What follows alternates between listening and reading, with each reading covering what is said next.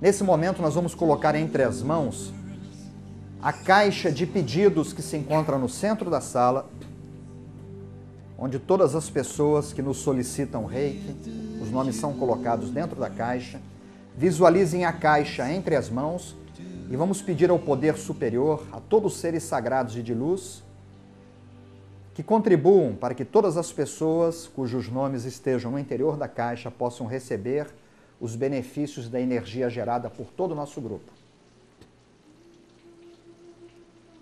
Nesse momento, visualizem que das mãos de vocês flui uma energia violeta transmutadora.